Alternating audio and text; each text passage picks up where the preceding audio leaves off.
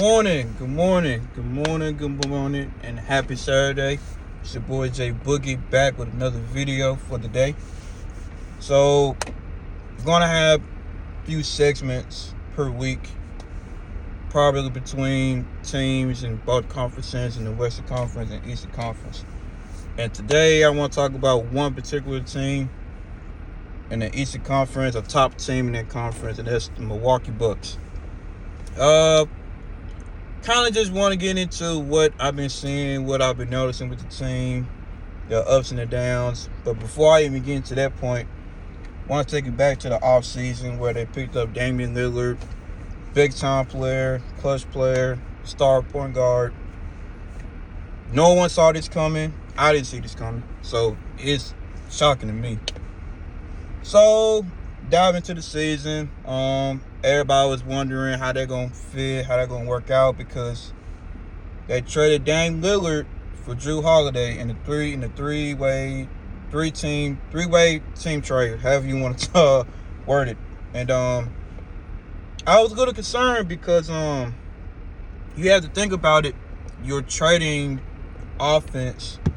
No, you're trading for defense for offense. Meaning that Drew Holiday was a player that was going to be on lockdown, can put up buckets when he wants to, when he needs to. And moments like that where you have to just watch the eye test and what system the Bucks bring, and considering that they have to bring a new head coach. And I don't know too much about him, but in that particular moment, you have to think about, like, okay, Dame Lillard needed a new team to go to. He needed new scenery. So he got to go to a championship contender team. And, he's been loyal to Portland for so long. And, like I said, he has ups and downs, but he didn't really give up the hump like he needed to. So the Bucks brought him along, and now he's not only playing with a good team, now he's playing with an MVP, a NBA champion, and a guy that brings good leadership. So for him, it's just what he needs for his career, because I think he's 32, 33 years old. And like I said, it's one of them trades where no one saw it coming, especially me. Blew my mind. Throughout the season, they had a little rocky start because, like I said, Dame Lillard and Giannis, are two different players, offensively and, of course, defensively, because we know Dame Lillard is not known to be a defensive player. And what he would bring and what he has brought, the difference between him and Drew Holiday, that obviously more floor spacing, better shooter, and a better playmaker, at least in certain instances. But I noticed that throughout the season where he has been struggling with his shooting percentage. I think he had a stretch where he was like 3 for 15, then like 2 for 19, 7 for 17. It was just looking real kind of like iffy. And I want to say this stretch happened, probably around December, maybe. I don't know. But it was definitely around December for sure. And when you look at teams, their strengths and their weaknesses, sometimes it might take another team to expose their major weakness, or if not the whole team, to a particular player against that team. What I mean by that, so we all know when the in-season tournament happened, I want to say the Bucks and the Pacers had played, and the Pacers ended up beating the Bucks. And, I was shocked. Everybody was shocked, because the Pacers got a spectacular all-star guard in Tyrese Halliburton. And, I was just watching the game. It was, Tyrese just took over. And in that moment where it was like, okay, in-season tournament, whoop-de-woo. And then you look at more games throughout the season, against the Pacers, the Bucks has been struggling a lot. I don't think people quite understand. Like, what I'm about to say is I could be wrong, I could be reaching, but I always have this theory and this thought process. But the Bucks and the Pacers are in the same division, Central Division in the East. And the one thing I always talk about is how do teams watch film against another team, particularly against a good team, a championship caliber team. And I feel like the Pacers, what they did was they kind of just showed what I've seen from film from all the 4 games they played against the Bucks.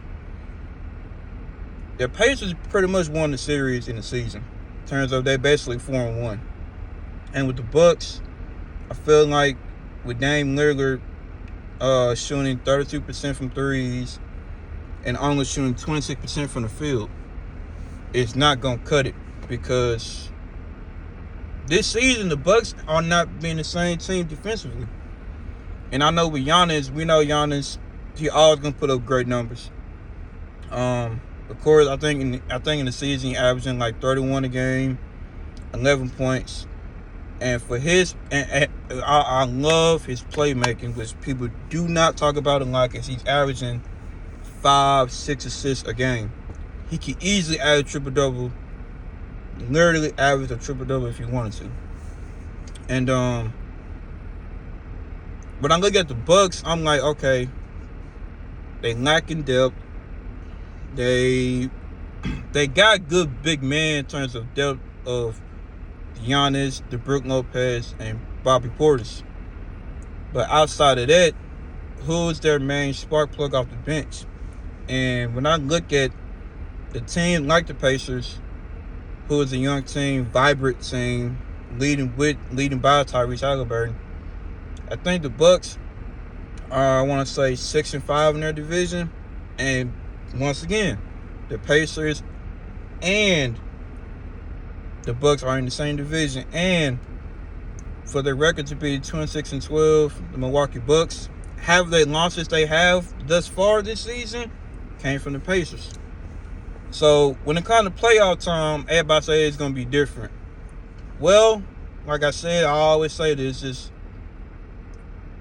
how teams going to watch film differently now. It's a postseason, and what the good things they did do against that team and the things they didn't do too well against that team, to make those adjustments. And I feel like with the Bucks not being the top 10 defensive team in rankings like they was a few seasons ago, don't know if it's going to play a key factor in that, but I feel like Giannis is going to have to really embrace and truly embrace that leadership even more, because after All-Star break, they're going to have to improve in certain things. And, like I said, they still a top 5, I want to say, rebounding team. Still top 10, I want to say, in offense, because, of course, matter of fact, take that back. They top 2. They are top 2 in scoring this season, because you got Giannis averaging 31 and Dame Lillard averaging 25, and everybody else, then the other 2 players are Bobby Portis and Middleton averaging double figures. And that, still a good factor for the team. And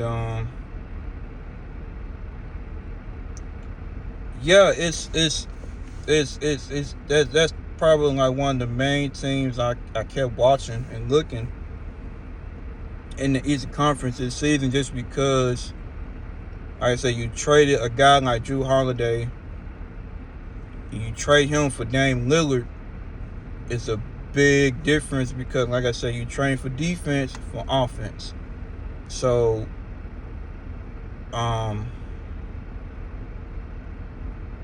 it's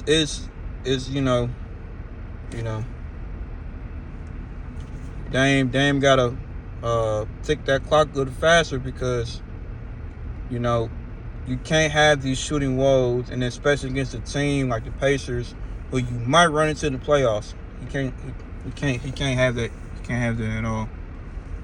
And it just, you know what I'm saying? It's mind blowing, because when I was looking at the stats, I'm like, dang, that's crazy, because they're literally 6-5 in their division, and half their losses within that division came from the Pacers.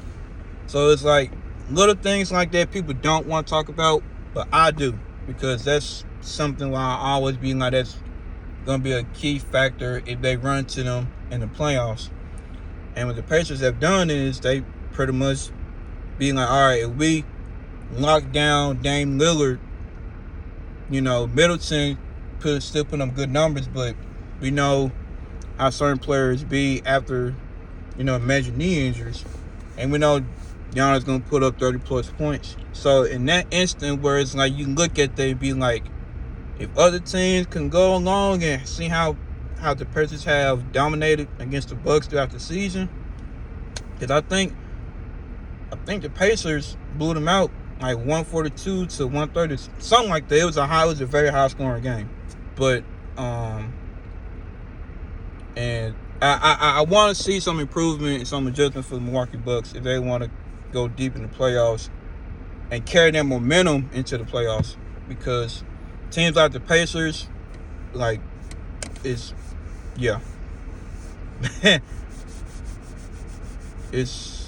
crazy. And I just want to make this quick little video about the Milwaukee Bucks for the day. And I want to end this video with a quote: never let someone negative energy be in the way. Do not ever doubt yourself. Always manifest of what you want to do. It's your life. Take control of what you do. And make sure y'all like and subscribe, comment, do whatever you want. Support this channel. I appreciate the ones who have been supporting me thus far. Love y'all. I'm out.